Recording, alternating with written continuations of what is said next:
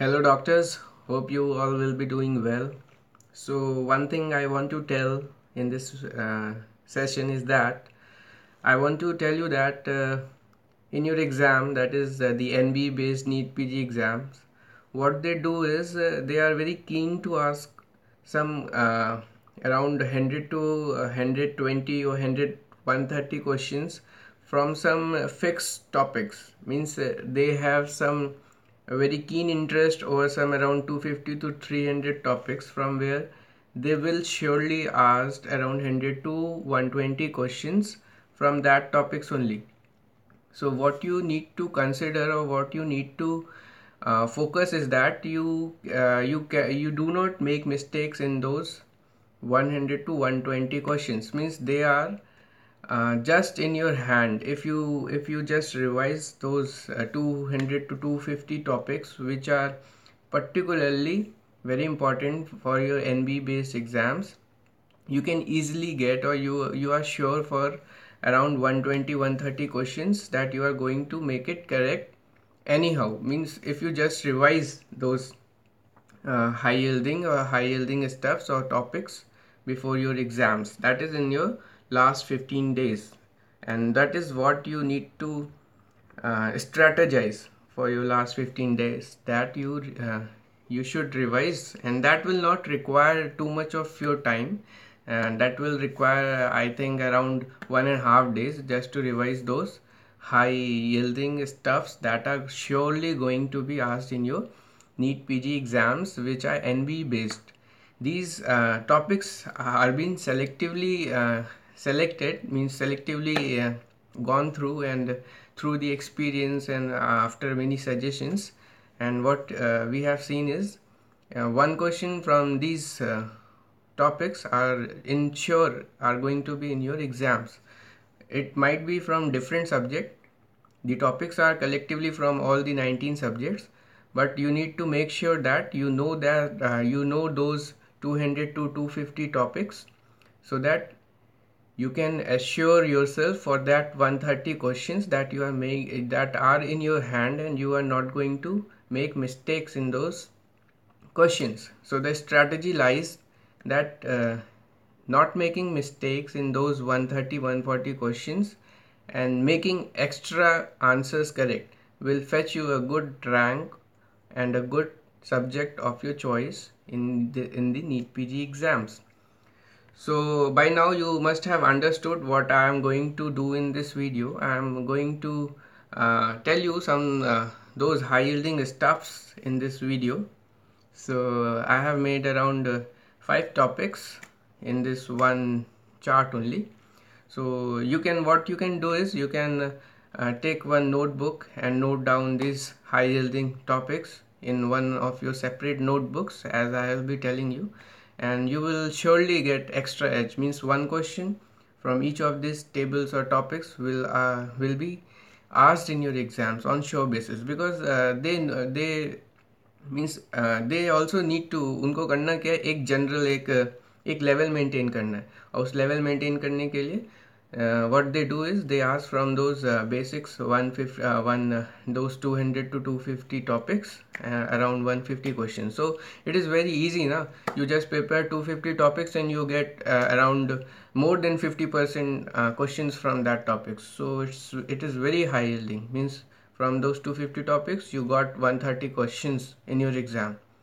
So you study whole year, and just 1.5 days for those 250 topics will give you means just qualifying marks, and after which if you make extra answers correct, you will get an extra edge, that is improvement in your rank. Means you get selected by doing this 250 to 300 topics only, and your year-long hard work will fetch you some extra correct answers, and thus give you a good rank. So be with me. I am starting with the table 1. What is given in table 1 is a table from radiology radiology subject of yours, and what is tells is the half-life of different elements. Like for iridium, Jipmer asked it a year before. The half-life is 74 days, and the energy is 0.47 mega electron volt. For cobalt 60 it is 5.3 years, radium 226 it is 1620 years, cesium 137 it's also important, it is 30 years, iridium 125 is 60 days, phosphorus 32 is 14 days, iodine 131 is 8 days. Now these are the important ones which have been asked in the previous years. Now they also ask the unit and the SI unit of the different radiation, like radiation exposure, radiation absorbed, biological equivalent. So how you will remember it? You have to remember it by imagining a situation. Like for radiation exposure, the unit is Roentgen, the general unit, but if you ask the SI unit, it is Coulomb per kg. So how you will remember it? Just remember that Roentgen did something wrong and got exposed during his time. So for radiation exposure, who got exposed? Roentgen got exposed. So the general unit is Roentgen, because Roentgen got exposed. So radiation exposure for Roentgen and SI unit is Coulomb per kg. For radiation absorbed, so you can remember is there is a gray rat in your house which absorbs all the radiation of your house. So you can relate it with the unit for radiation absorbed is rad and the SI unit is gray. So gray rat.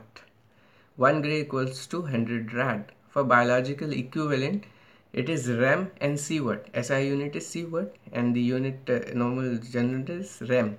So biological equivalent you can relate it with equivalent to Ram, the Lord Ram. So biological equivalent rem and sievert. So unit of radioactivity is measured by becquerel and curie.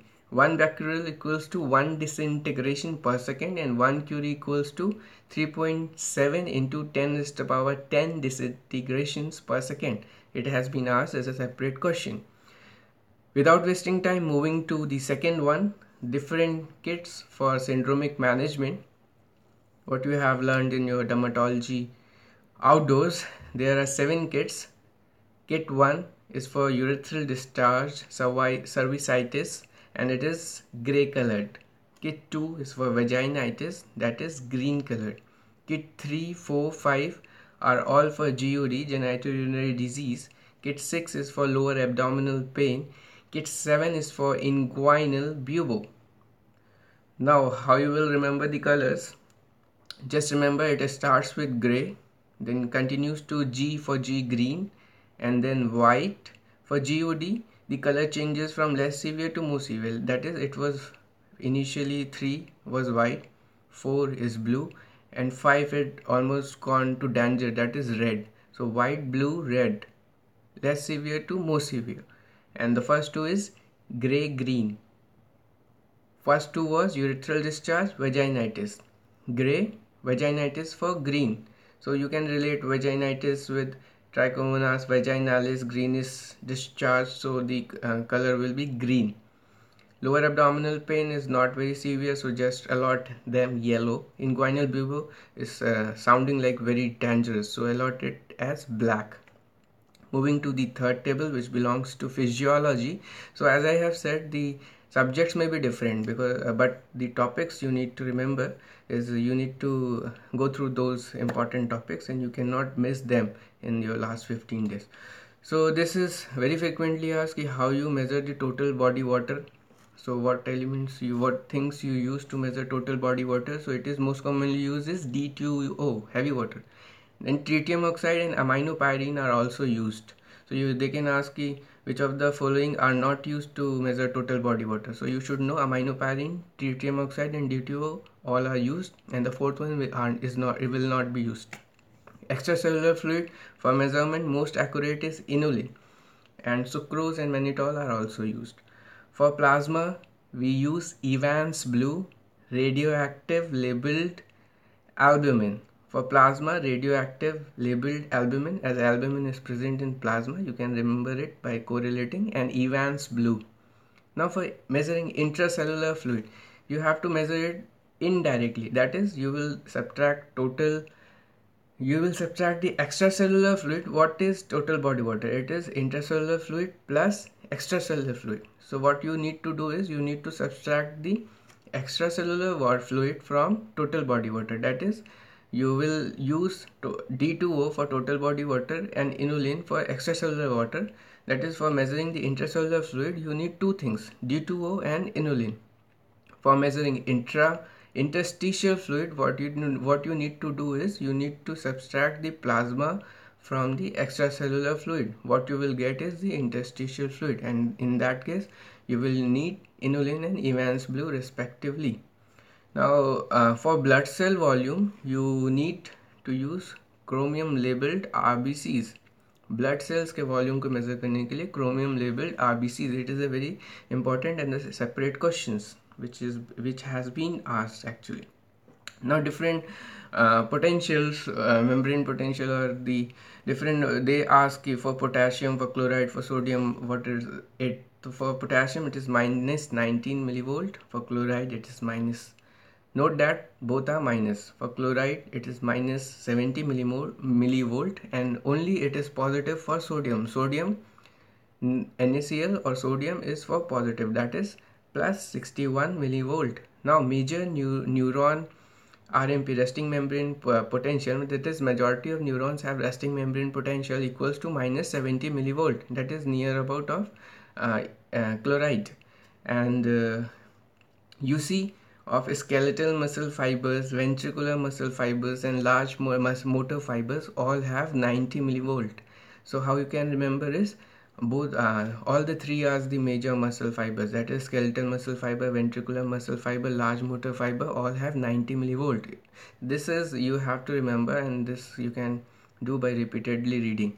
Smooth muscle and pacemakers have minus 50 to minus 60 millivolt in the range. Rods and cones, very important, are minus 40 millivolts. RBC is important, minus 10 millivolt. Olfactory is greater than 40 millivolts. Now moving to the last one, that is the fifth table. They ask in the anatomy the branches of internal iliac artery, and due to their large number of branches people don't remember them. So what I have tried is to make a mnemonic, easy one and a funny one actually, interesting one, so that you remember all the branches of internal iliac artery. What I have made a mistake in my exam is I didn't remember it during the exam, and what they have asked is which of the following is not a branch of internal iliac artery. So I was totally blank. So if you remember this funny mnemonic, that I love going places in my very own underwear. So it is a very funny one, and that's why you will remember it. I love going places in my very own underwear. So how you will decode it? I for iliolumbar artery, L for I love, L for lateral sacral artery, going, G for superior and inferior gluteal artery, P places is for internal pudendal artery, I is for inferior vesicular and superior vesicular artery. In females, uterine artery will be there. My, M for middle rectal artery. Very for vaginal artery in females, vaginal and uterine arteries in females. Own for obturator artery. Underwear is for umbilical artery. So summarizing them, I love going places in my very own underwear, and that's natural. So I for iliolumbar artery, L for lateral sacral artery, G for superior inferior gluteal artery, P for internal pudendal artery, I for inferior vesical and superior vesicular artery and uterine artery in females, M for middle rectal artery, V for vaginal artery in females, O for obturator artery, and U for umbilical artery. So that's all. That's the end of this high yielding stuff part 1, and I have discussed 5 high yielding stuffs, so you can make a note of them in your register which you are preparing for the last 15 days. And all the best, guys. Start your hard works. Thanks. You will get what you are wanting. Thank you.